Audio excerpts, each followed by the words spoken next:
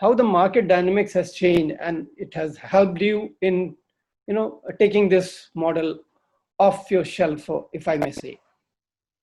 Right. Well, the model was off the shelf anyway. We only have had 2 films released during Corona, out of our total 13 films which have released so far. The rest are still in various stages of being completed. So I don't think us per se, we've had greater amount of sales or greater amount of interest for the films due to Corona. I think it was already there, which just shows that somewhere the model is working. We've got 10 films on Netflix as of today. We've got 3 on Hotstar and a whole bunch of other things in the works that you'll hear of very soon. So how has it changed? I touched upon this a little bit earlier. I think what happened when platforms came in is that they were talking more to cinema literate audiences who usually have fatter wallets, and that was they're the lower hanging fruit in terms of gaining subscribers. So you're literally, I feel you're talking to someone like me or you, educated middle class Indians, able to afford the subscription fees, exposed to world cinema, willing to watch something which doesn't necessarily have a big cast attached,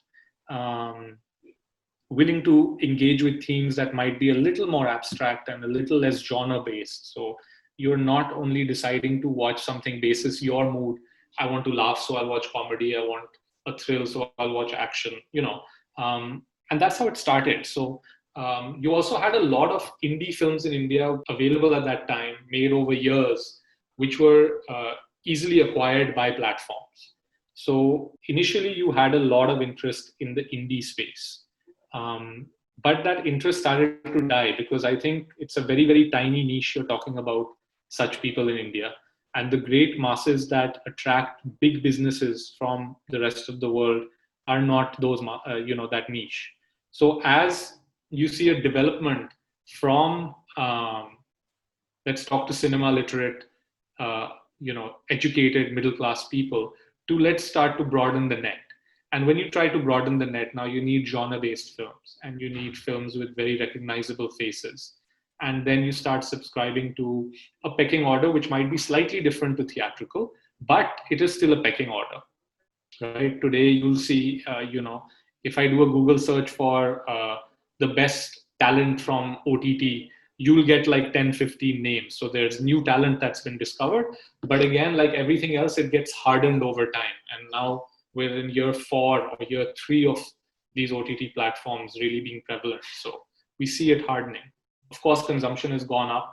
I think Corona has just nudged it forward. It was going up anyway. It's inevitable that it keeps going up.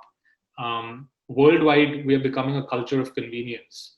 I remember a time, I'm sure you do, OP, when if I wanted to buy a new shoe, I would have to find the opportunity to go to a shoe shop and then try on a shoe and buy it.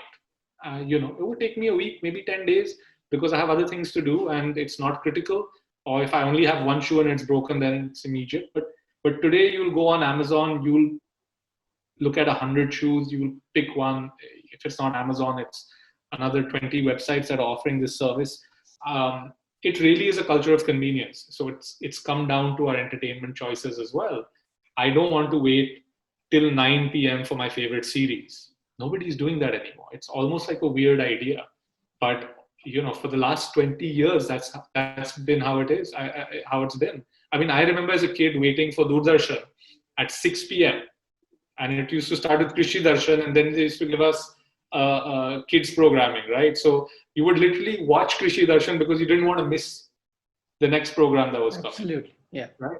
So that culture has shifted very rapidly. And if you talk about going to theaters, of course, theaters are why people like you and me are talking about movies, because we've gone to the movies and experienced that larger than life, amazing sound and visuals, and another 100,000 people with us watching the same thing. But look what comes along with it. Parking, driving through traffic, becoming harder and harder, using public transport, suffering through trailers, suffering through ads, sitting through an interval, getting content that might be censored, so it might come to broken, getting like notifications every time someone takes a drink or lights up a cigarette.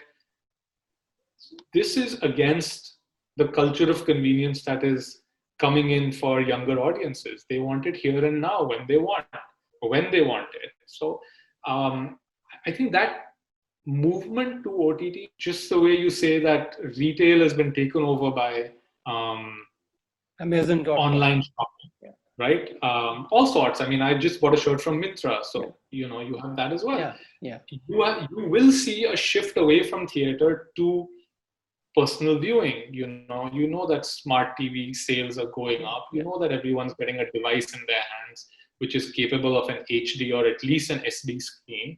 So you know that's going to happen. Data rates in India are miraculously low. So, it's inevitable. What Corona has done is advanced it. So few old school people who are still sticking to their slightly more antiquated notions have also adopted, right? It was going to happen. It's happened a little sooner. Unfortunately, or there's a business opportunity there, production has also been halted for 4 months. So what you start seeing is an interesting thing where demand is rising and supply is going down. And it's a business opportunity for people like us who have got 2 films on the floors and are ready to produce more. So if you're able to manage and maneuver around that, like any crisis, then you have a great opportunity.